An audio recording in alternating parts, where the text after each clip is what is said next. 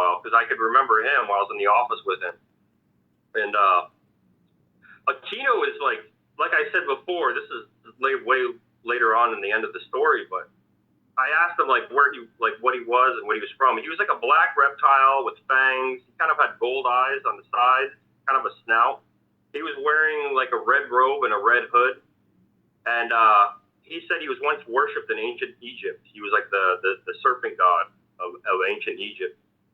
And we were talking about him in the office, and Robert got kind of almost spooked. And he said, we should stop talking about Aquino now. And I said, why? And he said, Aquino's fourth density. And I said, well, what does that mean? He said, fourth density is astral plane, spirit world.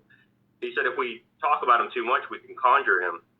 And I said, we could conjure him? I was like, really? And he said, yeah, that's like how their reality works. He said he could be in this room right now and we wouldn't even know it. Do you have all your memories of being there for 20 years or a certain percentage? Certain percentage. He told me a lot, and that was a big reason why I remember. I think he was telling me, the reason he was telling me these things is because he realized I wasn't going to go back and get my mind rewiped. And he wanted me to know that this wasn't just something I was making up. This wasn't just something, happening in my mind, So I think he was telling me everything to save my sanity. But yeah. So he told me you're going to remember it in real time, is how he put it. So as the me up there in the program creates new memories, I remember them down there. I can remember down here. I can remember the beginning and the end, but it was something like I had a blanket in the middle. I couldn't remember the middle. And so when I went to the program, after I worked in the mines of the moon, and this was something else he told me, I wanted a timeline. I wanted to kind of figure out where I was and how long I was there. I wanted to make sense out of it. And I said, I remember being in mines. I said, was that in Earth? He said, that was in the moon. And I said, I was in the moon? He said, yes. I said, how long? He said, 3 months. And then he said, after that, I was in the Dark Fleet, Nachtwaffen, off-world German kind of mercenaries that worked for the Draconian Empire. And he said I was in the Dark Fleet for 2 years.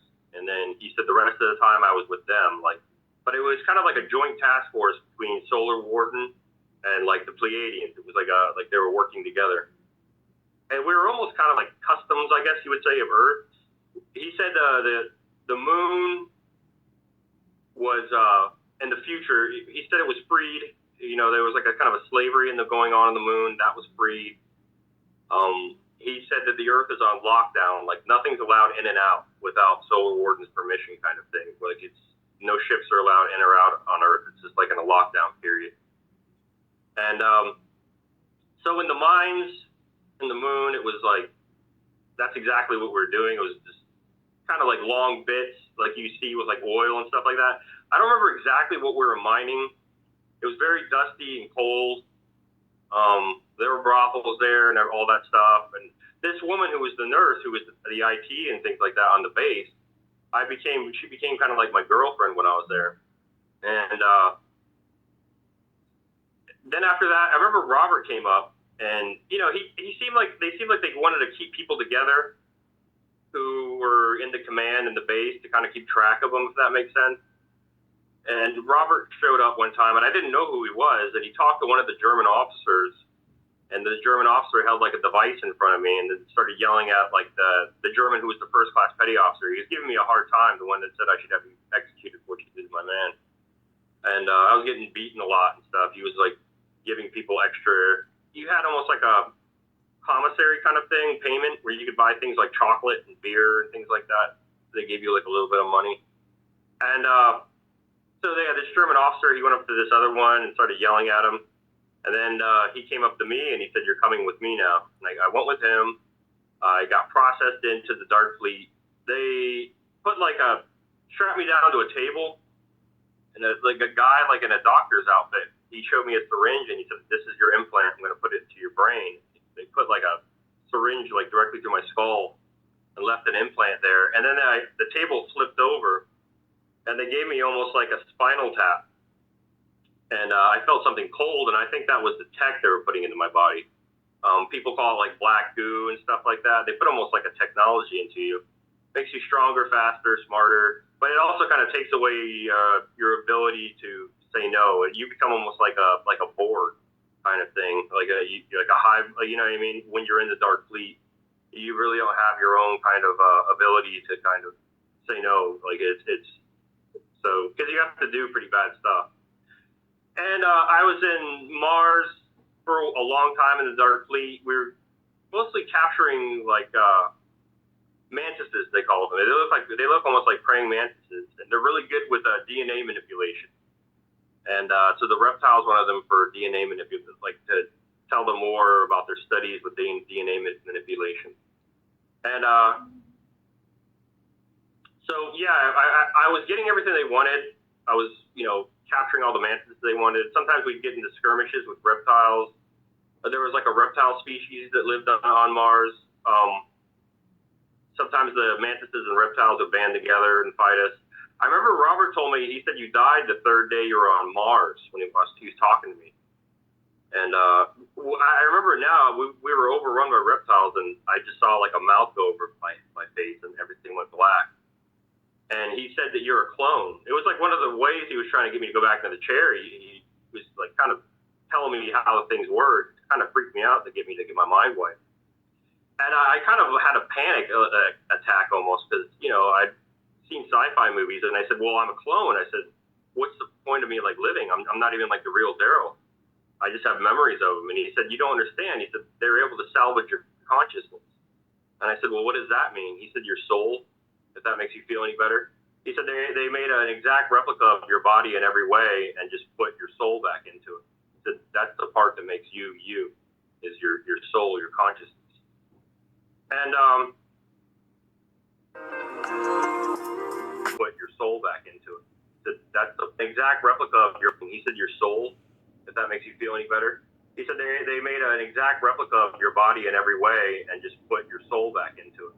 He said, that's the part that makes you, is your soul, your consciousness. And so I was getting everything, I was capturing all the mantises they wanted, and I remember I went into like a room of the reptiles, and the reptiles, there was like they called him the master. There was like a head reptile, and he had like 3 others with him. And it seemed like the reptiles were kind of over, in command of the off-world Germans. And basically said to me that, everything you did, you're doing everything we tell you to do. You're getting everything we want. And we'll tell them to be easy on you when you go back to Earth. And then there was like a different high-ranking German there that day. And they took me into like a separate room. And he told me that the reptiles are lying to you. They're not going to be easy on you. He said, your only living relatives are your mother and your sister. We'd like you to join the Dark Fleet, like, full time. And, to escape death, like, But, so I thought about it, and I said, I asked him if I get permission to speak freely, sir, and he said, granted. And I said, are there horses on your world? And he said, yes, I have several horses. And, I said, I want what you want. And he said, what do you mean? You want to be an officer? And I said, well, if I earn that, then yes, but I want what you want. I want to be able to own land. I want to have a German wife, and I want to have German children with her. I basically told him I wanted citizenship, like full citizenship, if I was going to do this. So they discussed it, and then the next day they came back, and they said, you've been approved. I went on their world, and I remember Robert asked me, he's like, what was it like? What was the German world like? And he said they're very secretive. He had never been there. And I thought about it, and I said it was like the 40s. He said, what do you mean? I said men wear suits and fedoras, women wear dresses and pillbox hats. And they had like a very advanced like public transit kind of thing where they had like trams, but they also had almost like a sidewalk where it was like sidewalks that would kind of slowly speed you up, and then you hit like a main one, and you were on this main sidewalk. So you could kind of go on like little branching paths, and it would take you into like a main kind of conveyor belt, like a fast movie, like 50, 60 mile an hour, like conveyor belt. And I met a woman named Helen there, and I was engaged to marry her. And then I had to go back on the ship, and I was kind of wearing their same uniforms. Their uniforms are almost like a Gestapo uniform, like a black kind of uniform, like what the Germans wore in World War II. And on the space station. We went to a space station, and I remember the first officer was good friends with me. And the first officer on the ship was actually the S3 in England, in the command I was in the Navy. So it was like these Germans were actually going back and forth from Earth to their ships and things like that, and while this is happening. And we went to this kind of like a space station almost thing, where it was almost like a big rectangular block. There were windows in the front, like the two sides were just nothing but seemed like glass, transparent aluminum, whatever you want to call it. And in the back there were levels, and a lot of trade went on. A lot of things were like different factions that were warring and things like that. We're discussing terms of peace or maybe the acts of war, things like that. That's what kind of happened here. It was almost like a UN, like a way for different beings to come together who are at war for to discuss peace and everything. And when I was there, I saw I only see like reptiles and grays and things like that. But when I was there, I saw all of these different species. I saw like the feline, I saw like the canine, I saw like Arcturians, they have like the deep blue sapphire skin, big black eyes, and their pupils look almost like a twirling blue galaxy kind of. So I saw all these different beings walking around. And a lot of it was small too, like kind of zipping around, like little 2 foot, 3 foot beings, sometimes shorter. And there's almost like an unspoken rule where the taller beings walk very slow, and all these littler ones were kind of like zipping around everywhere. And a man and a woman came up, just blonde hair, blue eyes, like eyes a bit bigger than ours, but that was about it. And the woman said something to the head reptile, like, the cargo rightfully belongs to us. It does. You took it from us. You need to give it back. And then the reptile replied something like, since we invested so much time and training into the cargo, it rightfully belongs to us now. And then the man came up, and he had a smart glass pad, and he basically showed him like an article, and he said, you are in violations of this treaty. If you don't give the cargo to us immediately, it will be considered an act of war. So the reptile read it all, and he threw his hands up in the air, and he walked away. And then the woman came up to me and said, "You're coming with us now." And so I really wasn't like a full German yet. I really had no say-so. I was just kind of like a select, I guess you'd call me. And so I went with them, and their ship was kind of like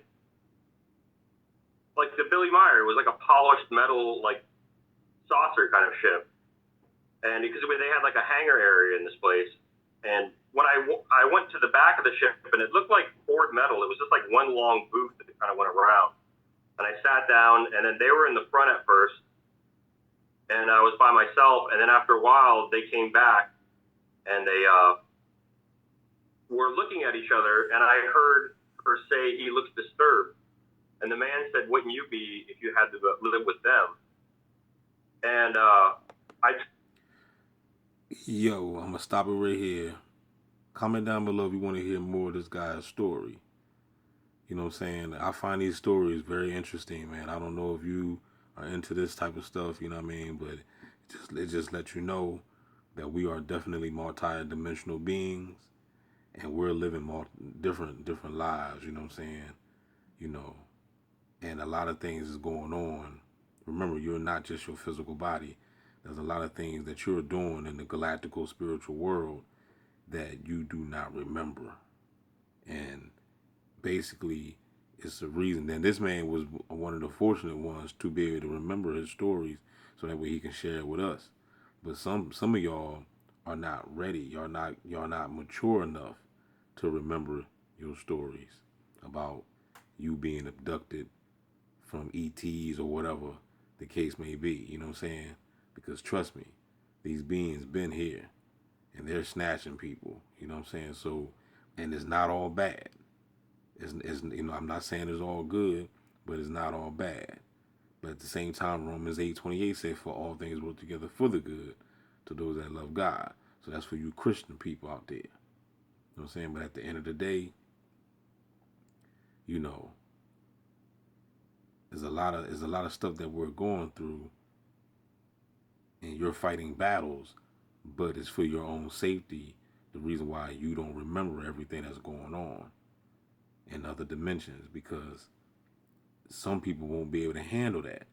You see what I'm saying? You won't be able to handle seeing a big 6'9", blue, monster, what I'm saying, talking to you, what I'm saying, that might freak you out.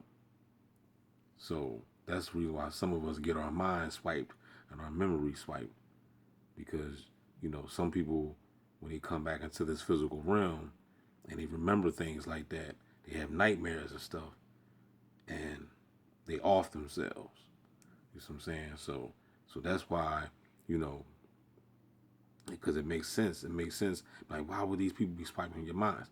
They swiping your shit for your own safety. If it's meant for you to look, if it's meant for you to remember, you'll remember.